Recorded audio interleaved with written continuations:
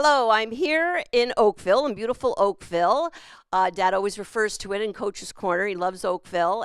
With a Dr. Dev. He is very involved and helps out rescue groups. Thank you very much for giving us your time today.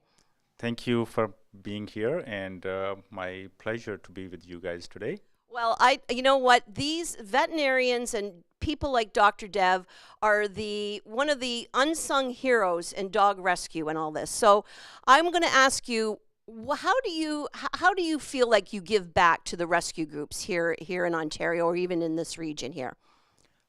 We've been in practice for about 17 years, and I have been working closely with the Oakville Humane Society.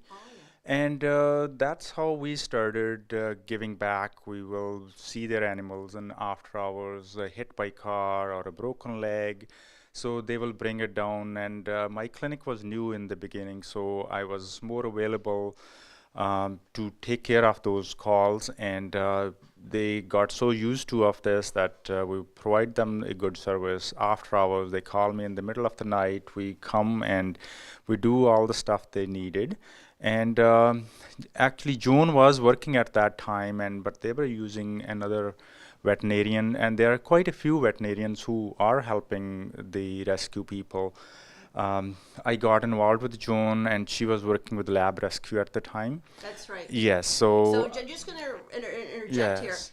We're talking about Joan with the Dog Rescuers Inc., who is a personal friend. Everyone says, oh, a good friend of mine. But Joan is a personal friend of mine. We used to do boxing lessons together, and she is a wonderful person. She is an amazing person, and we got involved, and she only wants to get the best for her dogs. That's very important, and I have not seen much with the other rescue people sometimes. Money could be a concern. This is the last thing that she wants to do, to put a dog down. Yes. And she has done such an amazing job. She has a good heart. She thinks of her dogs first. And people think that, oh, it's a lot easy to put a dog down, but I see that every time in her eyes, she will bring a hamburger for each dog that we put down. And she will cry, and this is the last thing she wants to do. She's such an amazing person. She is an amazing person, and with a person, people have to realize out there that a lot of people like Joan, she is not a hired hand. She doesn't get paid. She does not get paid at all, and she has a job that works at a pet store, and whatever money she has, she thinks of her dogs first, and her own life comes second. Sometimes she has a shitty days. I should not be saying those things out Hey, here, you but say anything you want. everybody goes through those days. There's lots of complaints about certain clients. They will have problem with their adopted dog. Now, Excuse me, and here's a client right here coming for you. there's another rescue people that Oh, we do work with is them that as is well. that right? Yes, yes. Just let me interject here. Are you with the rescue group? Yes, so Oh yes. ninth life. Are you? Come on in. Come on in. Come on in. Julie, is it? Okay, I'm with Cindy Cherry. I'm with Don Cherry's Pet Rescue Foundation. So could you tell me a little bit of and this is totally off the cue, off the cuff, how Dr. Dev helps you? He does all our spays and neuters, or a good portion of them, and vaccinations, and lots of dental surgeries. Yeah. That's wonderful because we're talking. I'm just here about Joan with Dog Rescues Inc. about Cupid. Everyone's heard about it and all this. But I was here with Cats the day that he came in. Yeah, such a sweetie pie. I couldn't believe what had happened to him. Yeah. I'm sure everyone that meets him would want to take him home. Oh. Well, thank you very much. And it just goes to show that Dr. Dev, he helps all animal rescue groups. So it's not just Joan, he gives back a lot. So Very much. thank you very much. Thank you. Okay, bye. So we were talking about Joan, and it always surprised me. She tells me how she goes to these puppy mill farms, and people get mad at her that she doesn't get her phone calls back right away. And I go, Joan, I say a lot of people think that you get paid. You're a hired hand. She's not a hired hand, and people expect a lot because she has only one phone number, and everybody is supposed to call the same number. And how she can get back to all those people.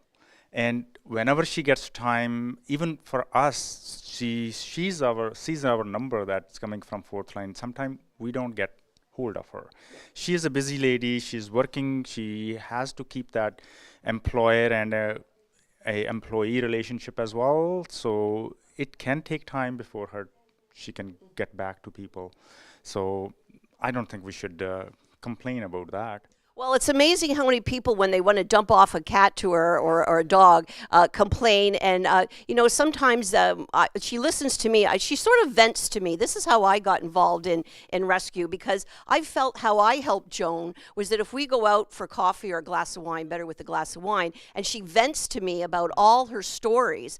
And one of her stories that she does charge a surrender fee, and how people resent giving her the money, saying, "Well, just take my dog," and they resent that money. And I just don't understand that. I have a lot to say about that because I see people coming here dropping the dog, and Joan is the one taking the dog, and people not aware of how much money goes into that dog, and she's just asking for a surrender fee of whatever they can afford, and sometimes they will just I see one time somebody just gave her $5 and the dog, and you don't know, and that's very rare that a healthy animal will come into the door and that she can get it adopted the same time. So every time we check them out, there is something wrong with their teeth, some knees are bad, so there goes all the funds that they have collected, and it goes down. Sometimes they need the x-ray, need the dental extraction. One common thing is that there's a dog comes in with the chipped teeth. People, as their own dog, they don't even take care of that. But when it comes here, we examine all, and if we do see a chipped teeth, Joan thinks that no, it must be hurting the dog, and she will get that taken care of. Well, speaking of dogs that I know of, with Simply Pet Treats, we use Koala, which is a one-eyed Pekingese, on one of our treats. And I hear that you took care of Koala. Yes, so Koala came here, and there was something wrong, and they got into a fight, and the eye was kind of prolapsed. So we have to take care of the eye. Eventually, we had to take that eye out. Right. We tried to keep it in, and it was not helping. And so eventually, we needed to take that eye out.